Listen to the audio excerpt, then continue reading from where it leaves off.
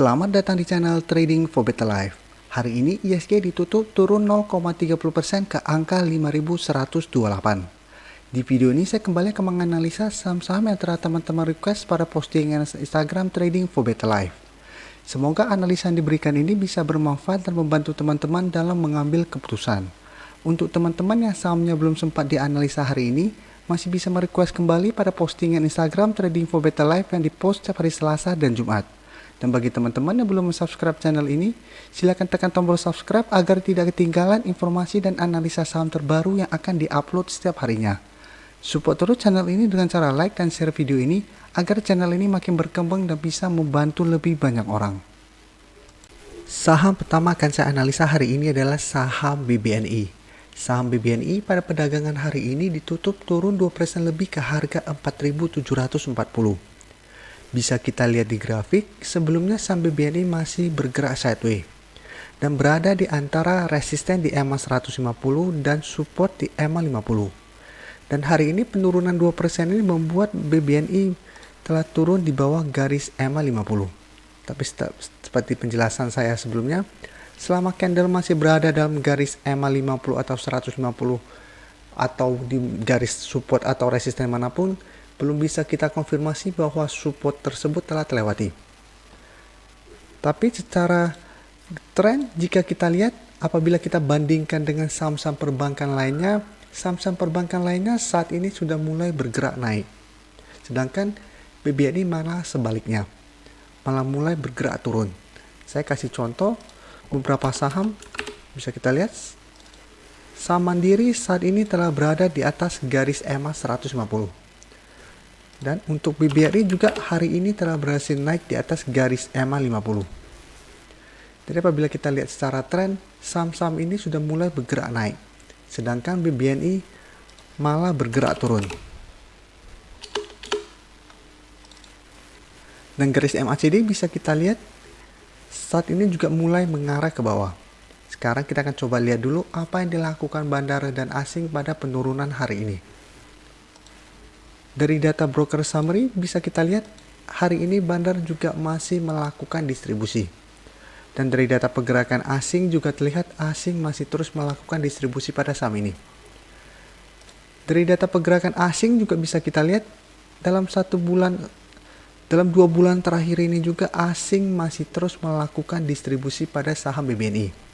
Sekarang saya coba bandingkan lagi supaya teman-teman lihat bedanya.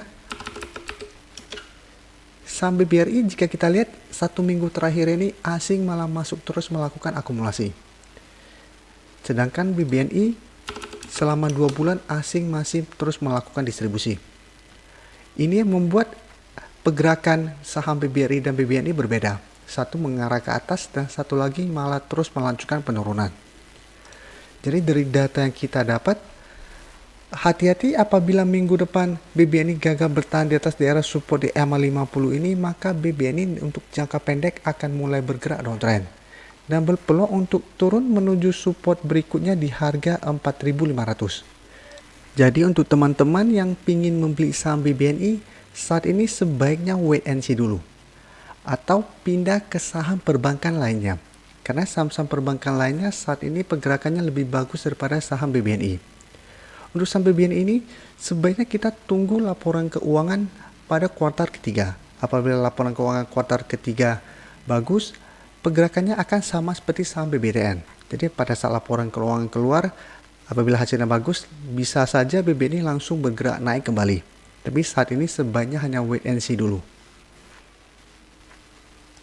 Selanjutnya, saya akan menganalisa saham PTBA. Saham PTBA pada perdagangan hari ini ditutup turun 0,50% ke harga 1.960.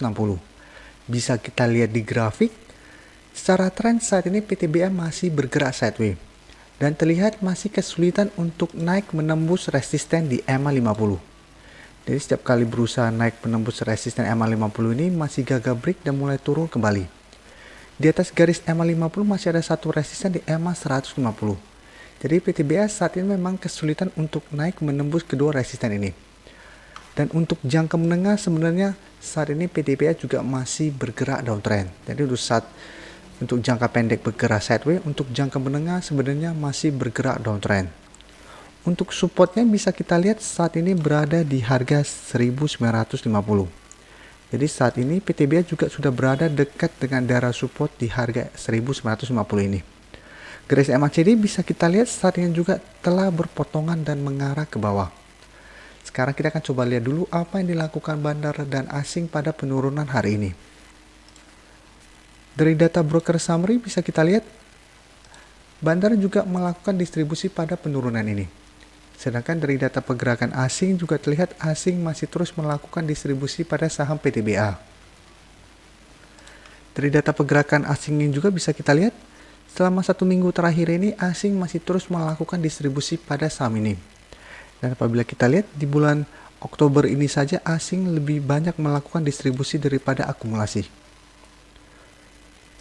Jadi dari data yang kita dapat sebenarnya PTBA juga masih berpeluang untuk bergerak sideways dan ada peluang untuk turun menembus support di harga 1950 ini.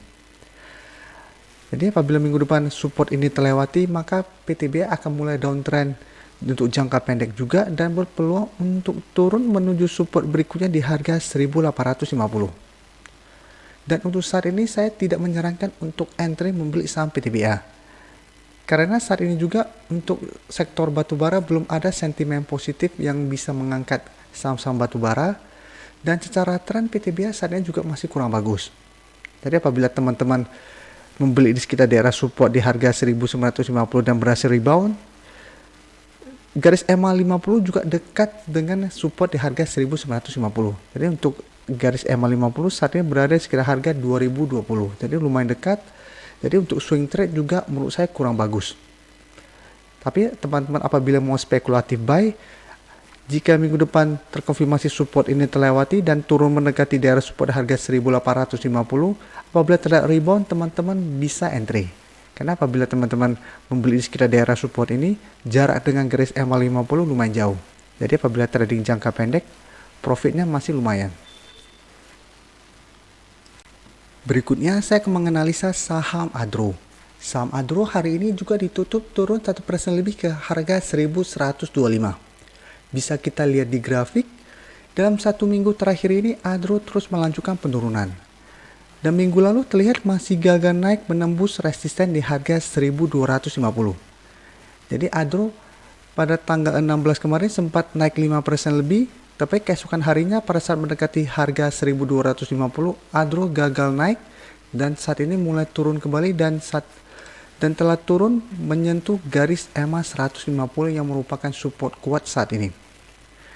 Yang berada di sekitar harga 1135 atau 1140 di sekitar daerah sini. Saat ini memang bisa kita bilang Adro masih bergerak sideways. Tapi apabila kita lihat 2 kali gagal break dari resisten di harga 1250 dan saat ini telah turun di bawah garis EMA 150, kita sudah harus hati-hati pada saham ini. Untuk garis MACD juga bisa kita lihat saat ini juga telah berpotongan dan mengarah ke bawah. Sekarang kita akan coba lihat dulu apa yang dilakukan bandar dan asing pada penurunan hari ini. Dari data broker summary bisa kita lihat hari ini bandar masih melakukan distribusi dengan jumlah yang lumayan besar. Dan dari data pergerakan asing juga terlihat asing hari ini masih melakukan distribusi. Sekarang kita lihat data pergerakan asingnya. Di bulan Oktober saja asing terus melakukan distribusi pada saham Adro. Jadi dari tanggal 1 sampai tanggal 27 ini terlihat asing masih terus melakukan distribusi dengan jumlah yang lumayan besar. Jadi dari data yang kita dapat, saya melihat Adro masih ada peluang juga untuk turun menembus support di EMA 150 ini. Minggu depan memang ada peluang Adro untuk rebound sementara. Karena sudah terbentuk candle hitam lebih dari 3 hari.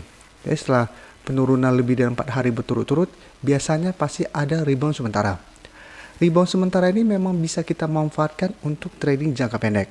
Tapi apabila kita lihat pada saat kenaikan nanti terbentuk candle putih tetapi bandar dan asing masih terus melakukan distribusi, teman-teman harus lebih hati-hati. Jangan sampai teman-teman masuk jebakan bandar. Tapi apabila teman-teman beli pada saat dia naik, setelah teman-teman entry, besoknya takutnya Adro masih terus melanjutkan penurunan. Apabila minggu depan ADRO terkonfirmasi turun menembus support di EMA 150 ini, maka support berikutnya adalah di harga 1000. Jadi support kuat berikutnya di harga 1000. Jadi untuk saat ini untuk teman-teman yang mau entry, wait and see dulu. Apabila minggu depan ADRO masih bertahan di atas garis support di EMA 150, teman-teman bisa entry, tapi saran saya hanya trading jangka pendek. Karena support resisten di harga 1250 saat ini merupakan support yang lumayan kuat. Saham terakhir akan saya analisa hari ini adalah saham INDF. Saham INDF pada perdagangan hari ini ditutup turun 1% ke harga 7.000. Dan bisa kita lihat di grafik, penurunan ini membuat INDF juga telah berada di bawah garis EMA 150. Untuk garis EMA 150 bisa kita lihat saat ini berada di sekitar harga 7.040. Secara tren memang saat ini INDF masih bergerak sideways karena masih bertahan di atas garis support kuatnya di EMA 150 ini. Untuk garis MACD bisa kita lihat saat ini juga masih bergerak sideways. Tapi jika kita lihat secara tren, sebelumnya INDF bergerak uptrend. Setelah gagal break dari harga 7.900-an, INDF mulai bergerak turun.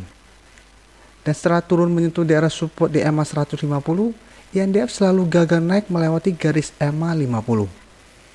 Jadi saat ini garis EMA 50 merupakan resisten dari INDF.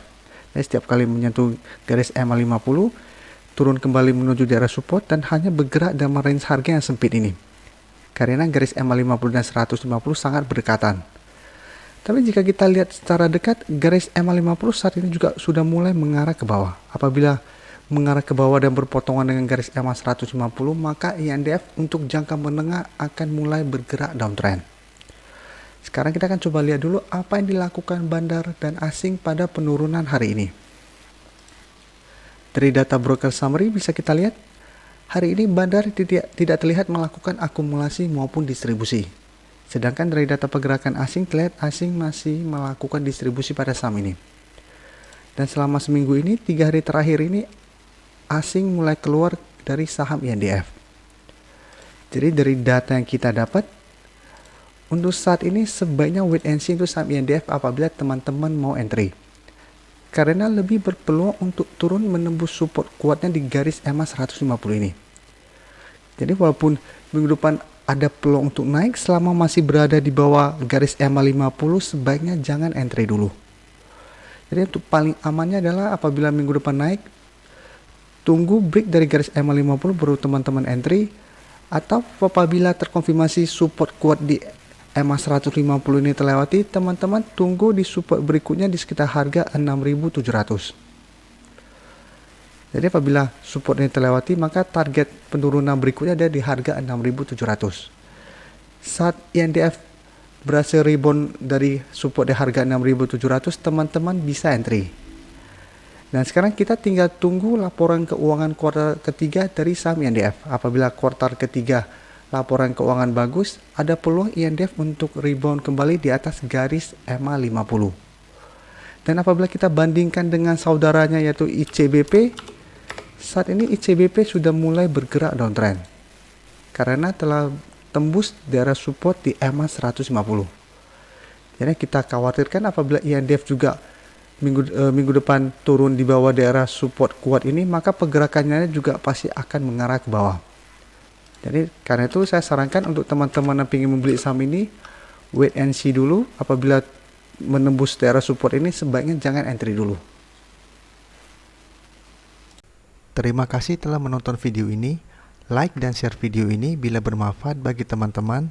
Dan support channel ini dengan cara tekan tombol subscribe agar channel ini bisa makin berkembang dan bisa membantu lebih banyak orang lagi.